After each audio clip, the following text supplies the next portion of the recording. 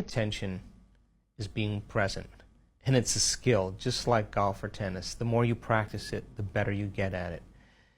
And you know when someone's present with you in your life because they're paying attention to you. And you know when they're not present with you because they're not paying attention to you. So now, what's the relevance of that? Well, there's an intelligence that's giving you life that's always present.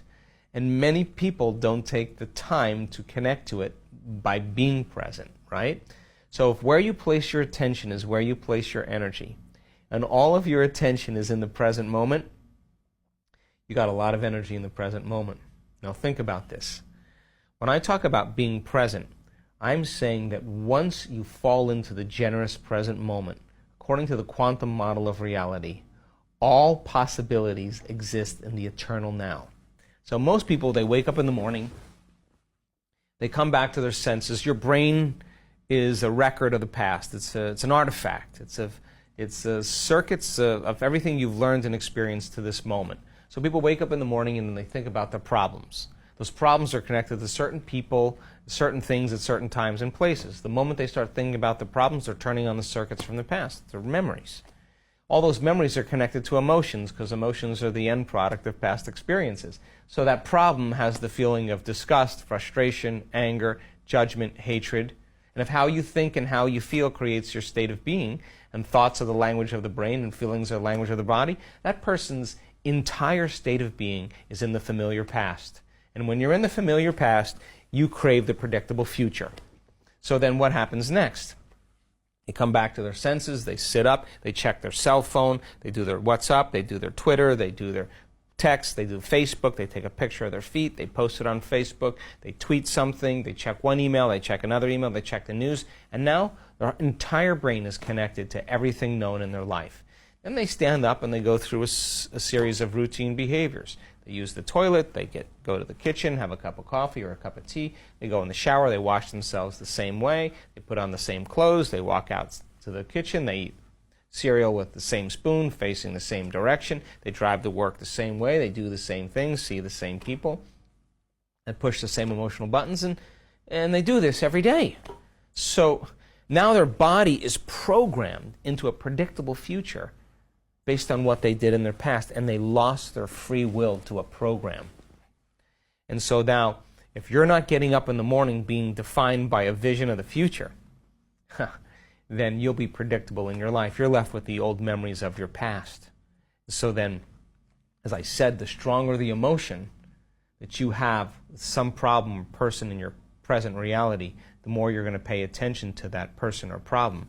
And if where you place your attention is where you place your energy, all of your energy and your attention is going to all these different people and problems and places. And now, every one of those people and problems and places has a neurological network in your brain. Throw in a little chemicals of stress, and now as you shift your attention from one person to one problem, you're activating those circuits, and if you're measuring a brain that's doing that, it's very incoherent. When the brain's incoherent, you're incoherent. So then, when I talk about the generous present moment, the person is sitting there and the body's going, well, it's 8 o'clock in the morning. You normally get pissed off, you normally get frustrated when you're in traffic. And we're on a schedule here and, well, you're not in traffic. You're sitting with your eyes closed.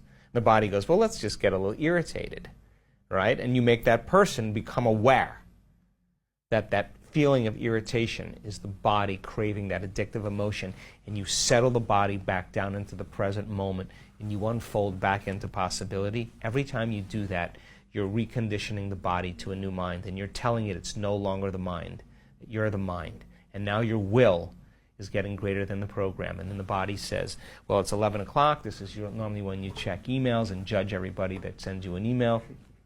And now you're sitting there, the body's looking to judge. And then all of a sudden you get images in your brain of your ex or your coworker or whatever. And all of a sudden you realize that that emotion is connected to them. And you settle the body back down into the present moment, and you lower the volume to that emotion. And when you do that, you take your attention off that person or thing, and now you're breaking your energetic bond with everyone and everything in your life. And now you're calling energy back to you. Now that is available energy to heal. That's available energy for you to design a new destiny. And when that energy comes back, it's chaotic energy. Well, the person's going through this disturbance internally, and yet they're working with their body, and there'll come a moment, The body's the animal, just like training an animal. Sooner or later, it's going to surrender to the mind. And when it does, there's a liberation of energy. And now the person doesn't want to think about the predictable future, the familiar past, doesn't want to get up and open their eyes, doesn't want to go to the bathroom or eat anything. They're so happy in the present moment that they freed themselves from the chains of their own personal limitations. And the side effect of that is called joy. Joy is the absence of that habituation or that emotion that's been conditioned.